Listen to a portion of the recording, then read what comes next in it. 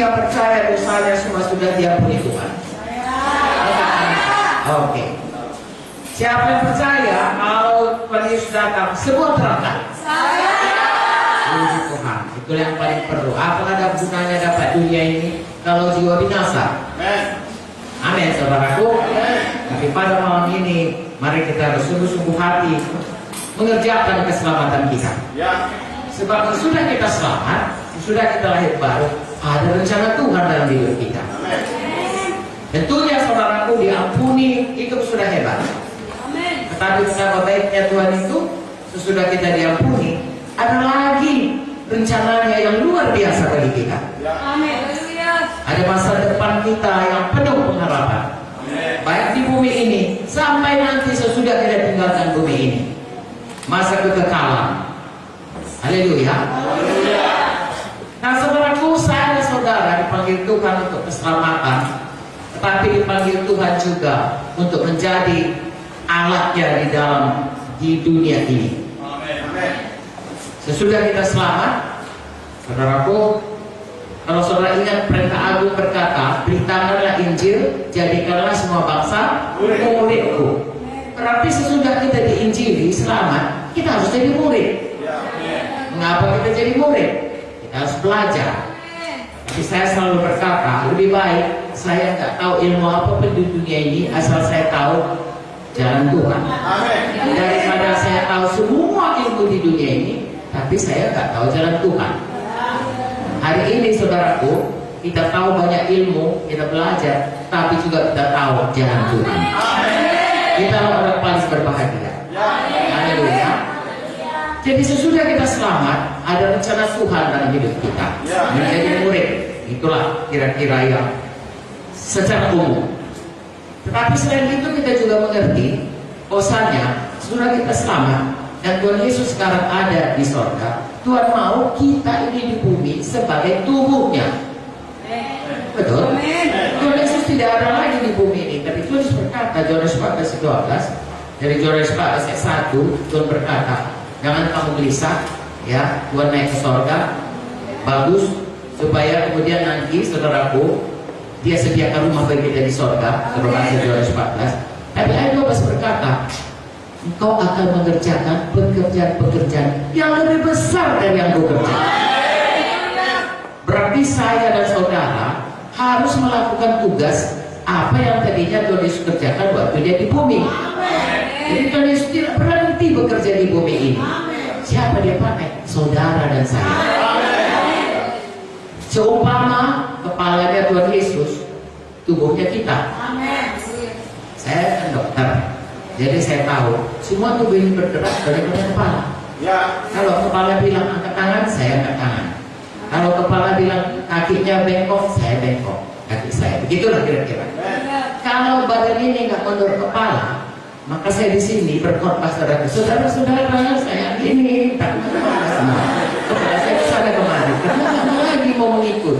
Tapi karena badan saya ini mau mengikut kepala, maka waktu saya bicara tangan saya semua harmonis.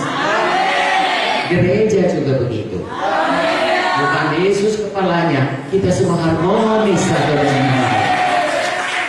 Lalu kita memancarkan kemuliaan Tuhan. Kalau saya begini-begini, saudara semua situ duduk. Yesus, ibu muncul berhenti. Tidak mempermuliakan. Tetapi kalau kita saudara semua harmonis, memancarkan kemuliaan Tuhan, apabila Yesus ditinggikan, maka Dia akan menarik jiwa-jiwa datang kepada Dia. Jadi saya dan saudara harus sebagai tubuh. Saudaraku, tubuh ini mesti satu dengan yang lain harmonis. Ada firman Tuhan mengenai itu. Di satu perkara hari ini saya mengatakan kepada saudara, ya, bahwasanya gereja Tuhan harus bersatu. Marilah kita langsung baca dari Efesus 4. Efesus 4 mulai dari ayat 1, kita akan baca sampai ayat 16.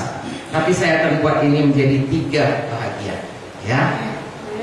Dari ayat 1 sampai ayat 6 dulu. Sama-sama kita baca. Saya baca ayat 1, saudara baca ayat 2. Haleluya. Sebab itu aku menasihatkan kamu, aku orang yang dipenjarakan karena Tuhan, supaya hidupmu sebagai orang-orang yang telah dipanggil berpadanan dengan panggilan itu.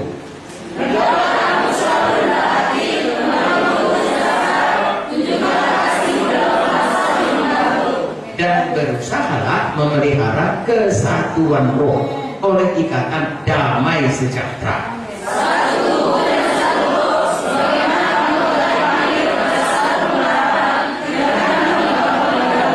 Satu Tuhan, satu iman, satu baptisan.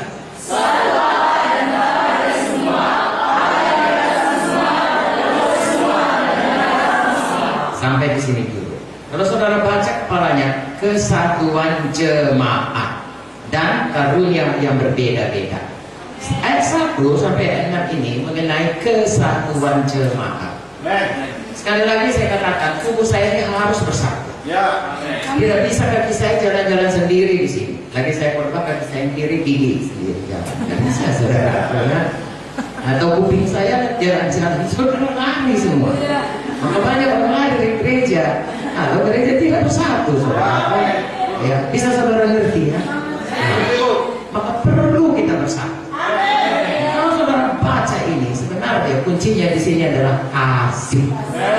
Kasih itu mempersatukan. 1 Korintus 13 ayat 4 sampai 7. Kasih itu murah hati, rendah hati, tidak pentingkan diri, dan seterusnya. Jadi saudara, kasih itu kalau dalam Alkitab bukan hanya sekedar perasaan-perasaan amat, ya. Aku mengasihimu. Enggak. Kasih kalau kita ini seperti kasih Yesus mau mati untuk kita. Kita pun kalau kasih mau mati untuk saudara kita. Makanya di sini dikatakan saudaraku, ya. Ayat 1 tadi, hendaklah hidupmu berpadan. Ayat 2 harus selalu, coba saudara baca. Ayat 2, hendaklah kamu selalu rendah hati, lemah lembut, sabar, tunjukkan kasihmu dalam hal saling membantu. Nah sampai di sini aja ini harus terpraktekkan.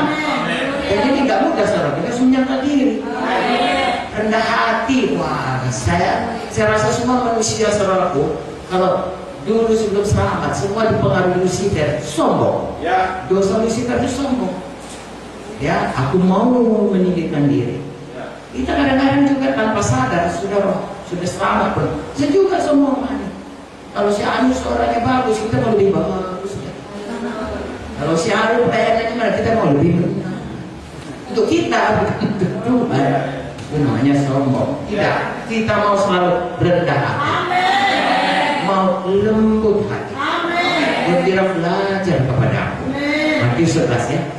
Belajar kepadaku. Aku ini rendah hati dan lemah lembut.